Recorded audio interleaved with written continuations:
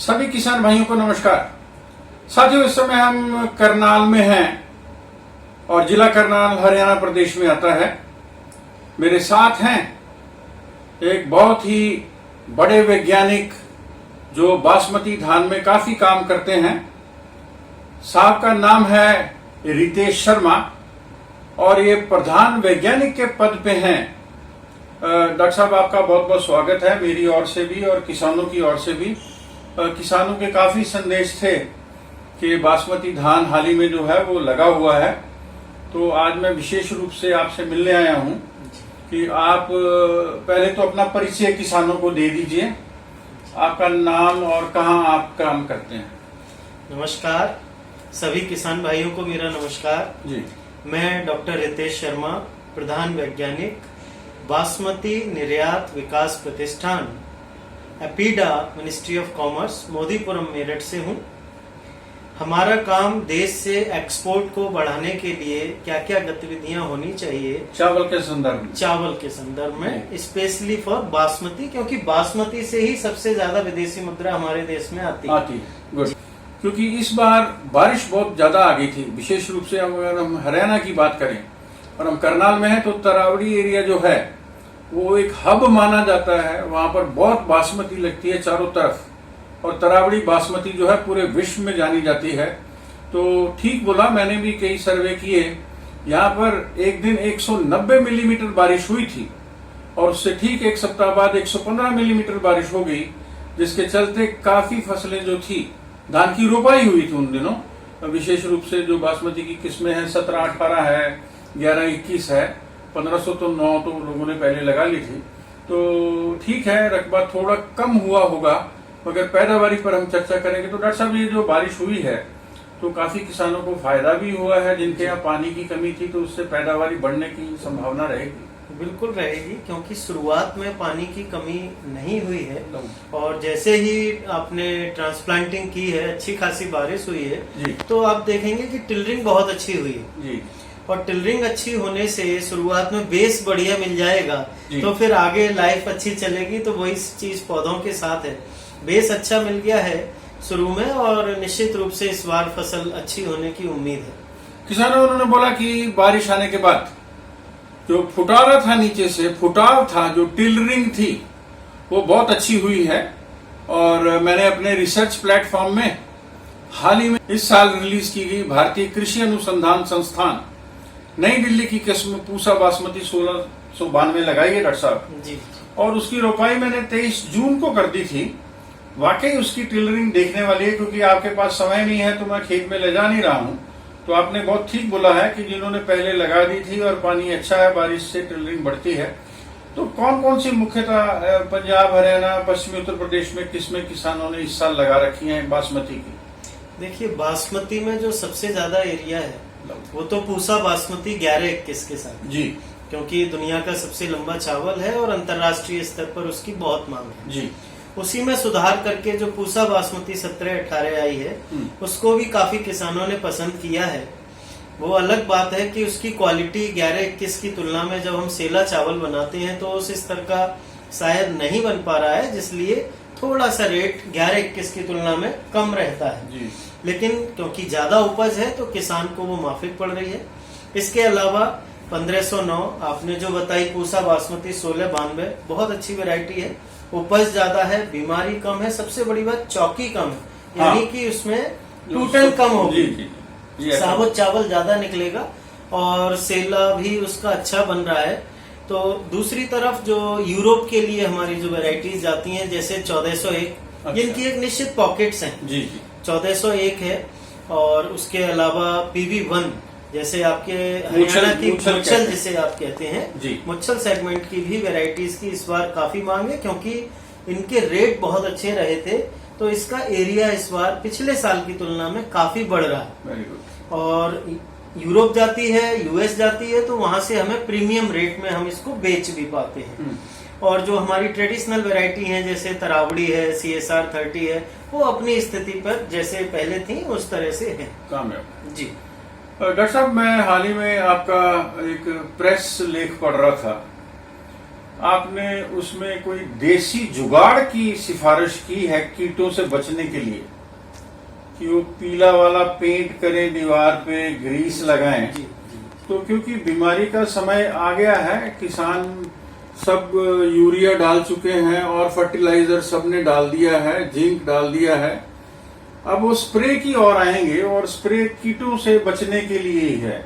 जी। तो आप सस्ता और टिकाऊ उपाय कुछ खोजे हैं, उसको बताएं, शेयर करें जरा। देखिए, मैं बहुत स्पष्ट किसानों को बताऊं जी कि बासमती में केवल 3-4 बीमारी और 3-4 कीट हैं जो नुकसान पहुंचाते हैं। जी लेकिन अज्ञानता के कारण हम पहले से ही, वैसे तो हम कहते हैं हमारे पंजाब, हरियाणा और इधर के किसान बहुत दबंग हैं, लेकिन खेती वो बहुत डर के करते हैं। मैं यदि कहूं कि डर डर के वो अपनी खेती करते हैं तो बिल्कुल गलत नहीं है। ठीक है। वो इस डर से कि कहीं कीड़ा ना आ जाए, बीमारी ना आ जाए, पहले ही दवाई डाल देते हैं। ऐसा डालने से हमारे जो मित्र कीट हैं वो मर जाते हैं और फिर हमें बार बार दवाइयां डालनी पड़ती हैं। इसलिए मेरी अपील है कि जब तक आपके खेत में कोई कीट या बीमारी, जी एक लेवल होता है, एक उनकी संख्या होती है जिसे हम ETL लेवल कहते हैं, आर्थिक क्षति स्तर, उससे ऊपर नहीं होती तो हमें दवाइयां नहीं डालनी है। और वैसे भी हमारे पास बहुत सारे साधन हैं, जैसे कि आपने अभी जिक्र की, मैं पहले उसी की करता हूँ। ट्यूबवेल की दीवार की बात यह है जी कि आप देखते हैं कि hopper, BPH, brown plant hopper, जिसे आप तेला भी कहते हैं, मच्छर भी कहते हैं, खेत में आता है और एक एक दिन में खेत खत्म कर दे। जी क्योंकि हमको पता नहीं चलता कि उसका अटैक कब से हुआ है। वो नीचे तने पर सैकड़ों की संख्या में चिपक कर उसका रस खींच लेते हैं। अच्छा, एक उसका हमें नेचर समझना है। कोई भी मच्छर है, इंसेक्ट है, हमेशा पीले रंग की ओर अट्रैक्ट होता है। उनको पीला रंग बहुत पसंद, अच्छा लगता है। उनको लाइट बहुत पसंद है। घर की शाम को लाइट जलाइए, मच्छर आना शुरू हो जाते हैं। जी तो उसी चीज को समझने की जरूरत है। हमारे सब लोगों के खेतों में ट्यूबवेल है, वहाँ छोटा सा कमरा बनाया होता है, उस कमरे पे पेंट किया होता है। यदि वहाँ पीले रंग का पेंट कर दें, जब ट्यूबवेल है तो इलेक्ट्रिक कनेक्शन है, तो एक बल्ब जला दें और हो सके तो 10-20 रुपए का ग्रीस ले जाएं और बल्ब के पास 1-2 फुट में ग्रीस लगा दें। ऐसा करने से क्या होगा, शाम के समय वो कीड़े, वो इंसेक्ट्स बल्ब पर आकर्षित होंगे, येलो कलर पर आकर्षित होंगे और उस पर चिपक जाएंगे। तो आप सुबह जाएंगे, देखेंगे मेरे खेत में कीड़े आना शुरू हो गए, खेत से पानी निकाल दीजिए। यदि आप ये काम शुरू से कर देंगे अभी से, तो शुरुआत में तो 2-4 ही कीट आते हैं, तो वो आएंगे, चिपक जाएंगे, आगे मल्टीप्लाई नहीं हो पाएंगे। लेकिन एक क्वेश्चन आता है इसमें कि भाई मेरा तो ट्यूबवेल यहाँ है और 50 किल्ले जमीन है, इतनी दूर तक के कीड़े कैसे आएंगे? तो मैं बताना चाहता हूँ, आप DAP प्रयोग करते हैं। DAP का जो कट्टा होता है, थैला होता है, खाली जो हुआ, वो पीले रंग का होता है। आप खेत में जगह जगह डंडा गाड़िए, उस पे वो पीले रंग का कट्टा उल्टा करके टांग दीजिए और थोड़ा सा ग्रीस या काला तेल लगा दीजिए, तो वहाँ आसपास के इंसेक्ट उस पे आएंगे और आप आसानी से उनको नियंत्रित कर सकते हैं। मैं बहुत खुश हूँ डॉक्टर साहब, आपने विस्तार से बताया। किसान भाइयों, ये बहुत ही सटीक मैं कहता हूं कि टेक्नोलॉजी है या तकनीक है, हालांकि लोकलाइज्ड है बहुत ज्यादा, मगर बहुत सस्ती है। इसको छोटे स्तर पे करके जरूर देखें आप। अगले साल इसको और बढ़ा लेंगे हम, तो हो सकता है इस वीडियो का टाइटल भी हम देंगे कि पीले रंग का पेंट करें और साथ में लगाएं ग्रीस। बासमती में कीटों से आप करेंगे बचाव। ये बहुत ही अच्छा सुझाव है। डॉक्टर साहब, और क्या कहना चाहेंगे अगर बीमारी ज्यादा आ जाती है तो आप ब्रांड्स का नाम ना लेके कुछ केमिकल्स की बात करेंगे?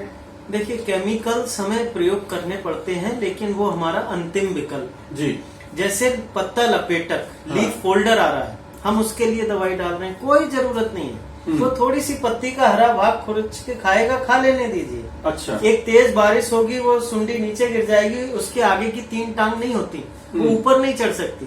कंट्रोल के लिए एक रस्सी लीजिए 10 मीटर की, एक आदमी ने इधर पकड़ी, एक ने इधर, पूरे खेत में चला दीजिए, जो उसकी लार्वी है वो नीचे गिर जाएगी, ऊपर नहीं आ पाएगी, कोई दवाई की आवश्यकता नहीं। लेकिन हाँ, स्टेम बोरर, तना छेदक, वो आपको नुकसान कर सकता है। तो हो सके तो उसके लिए फेरोमोन ट्रैप लगाइए, जिसमें एक छोटी सी रबड़ लगी होती है, उसमें फीमेल की स्मेल होती है। अब मेल सारे फीमेल की स्मेल देखते ही वहाँ भागते हैं और उसमें पकड़े जाते हैं। तो उसके बाद क्या होगा, मेटिंग नहीं होगी और अंडे नहीं होंगे। नहीं भी है और आपके खेत में ये दिखाई दे रहे हैं, इसकी तितली सफेद या भूरे रंग की होती है, पत्ती के ऊपर की तरफ बैठती है। सुबह खेत में जाइए, दूर तक निगाह दौड़ाइए, यदि आपके खेत में ये दिखाई दे रही हैं तो उस समय पर आप क्लोरेंटोनिलीप्रोल 4 किलो पर एकड़ के हिसाब से डाल सकते हैं। कार्टेप हाइड्रोक्लोराइड 8 किलो प्रति एकड़ के हिसाब से डाल सकते हैं इस समय, जब तक गोब अवस्था नहीं आई है। खेत में पानी भर के दानेदार दवा है उसमें डाल सकते हैं, लेकिन गोब अवस्था में जब इस तरह का अटैक होता है तो आपने दानेदार दवा का प्रयोग नहीं करना है, आपने स्प्रे करना है। उसके लिए भी क्लोरेंटोनिलीप्रोल बहुत अच्छी दवाई है, आप उसकी प्रयोग कर सकते हैं। बहुत अच्छे से उन्होंने कहा और विशेष रूप से मैं प्रभावित हुआ जब उन्होंने कहा कि तना छेदक अगर आता है तो आप फिरोमोन ट्रैप्स लगा सकते हैं, उनमें मेल जो है आकर्षित होकर चिपक जाएंगे तो आगे ब्रीडिंग नहीं होगी, तो वो आगे से ज्यादा बनेंगे नहीं। इनके संस्थान का जो मुख्य ध्येय है, और आजकल ये जो प्रशिक्षण कार्यक्रम चला रहे हैं या फार्मर अवेयरनेस कैंप लगा रहे हैं, वो ये है कि कम से कम दवाइयों का प्रयोग करें ताकि निर्यात में बासमती चावल का जो निर्यात होता है विदेशों में, उसमें हमको कोई दिक्कत नहीं आनी चाहिए। तो डॉक्टर साहब इसमें आप थोड़ा सा कुछ कहना चाहेंगे? जी बिल्कुल कहना चाहेंगे। देखिए हम दुनिया के बहुत बड़े एक्सपोर्टर हैं, सबसे बड़े एक्सपोर्टर हैं, और पेस्टिसाइड्स के अंश होने के कारण हमें कई दिक्कतें होती हैं, जबकि अमेरिका जैसे देश हमसे कई गुना ज्यादा पेस्टिसाइड्स का प्रयोग करते हैं। लेकिन हम क्या होता है, हमको उन पेस्टिसाइड्स के प्रयोग का सही ज्ञान नहीं है, इसकी वजह से हमारे प्रोडक्ट में रेजिड्यू होते हैं, अदरवाइज रेजिड्यू नहीं होंगे। तो बासमती में यह ध्यान रखें, बाली निकलने के बाद किसी भी दवा का स्प्रे ना करें, सिर्फ हॉपर के लिए आपको दवा का स्प्रे करना पड़ सकता है। दूसरी बात यह है कि आप वैज्ञानिक की सलाह से ही दवाई का प्रयोग करें, जो मात्रा बताई गई है। कई बार हमारे किसान भाई दुकानदार पहले तो सोचते हैं कि 100 ग्राम है, 150 ग्राम की पैकिंग है, 150 दे देते हैं। तो किसान भाई सोचते हैं सस्ती है, थोड़ी और डाल देते हैं। ऐसा नहीं करना है, जो संस्तुति की मात्रा बताई गई है वही डालनी है, और पानी पूरा लेना है। ये काम यदि आप करेंगे, सही समय पे सही दवा का प्रयोग करेंगे, सही मात्रा के साथ करेंगे, सही पानी लेकर करेंगे, तो उसके अंदर पेस्टिसाइड्स के अंश नहीं आएंगे। और इसके अलावा जो एक जरूरी बात है वो है वेटिंग पीरियड। हर पेस्टिसाइड का उसके लेवल पे लिखा होता है कि कटाई से कितने दिन पहले तक प्रयोग कर सकते हैं, यानी कि उस दवा का कितने दिन असर होता है। तो जो वेटिंग पीरियड है उसका ध्यान रखें जी। आप जो है ऐसी दवाओं का प्रयोग करें जिनका वेटिंग पीरियड ज्यादा हो, दिक्कत ना हो, पहले कर लें, समय से करें, आप देखेंगे कोई प्रॉब्लम नहीं आएगी। और सबसे बड़ी बात जो है, ये यूरिया का प्रयोग कम कर दीजिए, पानी हमेशा भर के मत रखिए, कीड़े बीमारी ही बहुत कम आएंगे, शायद आपको दवा की जरूरत ना हो। किसान भाइयों, डॉक्टर रितेश शर्मा जी ने कहा कि निर्यात में कभी कभी दिक्कत आ जाती है जब पेस्टिसाइड रेजिड्यू कुछ अंश मात्रा में ज्यादा पाए जाते हैं। तो उस संदर्भ में उन्होंने कहा कि जब बाली आ जाए और दाने आ जाए उसके बाद किसी भी तरह का स्प्रे नहीं करें। अगर बहुत ही जरूरी हो गया है तो आप कृषि विशेषज्ञों की सहायता से ही उतना ही स्प्रे करें जितनी उन्होंने अनुमति दी हुई है। और पानी का विशेष रूप से ध्यान रखें कि वो 8 टंकी करना है कि 12 टंकी करना है, जल्दबाजी नहीं करें। तो आपका सहयोग जो है ये वांछित है, ताकि हम बहुत अच्छी गुणवत्ता वाला, शुद्धता वाला बासमती चावल जो है विदेशों में निर्यात कर सकें और विदेशी मुद्रा को अर्जित कर आपके घर तक रुपयों में कन्वर्ट करके पहुंचा सकें, ताकि आपको आर्थिक लाभ हो। मैं आपकी तरफ से और अपनी तरफ से डॉक्टर साहब का बहुत बहुत आभार व्यक्त करता हूं कि उन्होंने बहुत व्यस्त होते हुए भी हमको टाइम दिया है। आप सबको ढेर सारी शुभकामनाएं। नमस्कार। Thank you.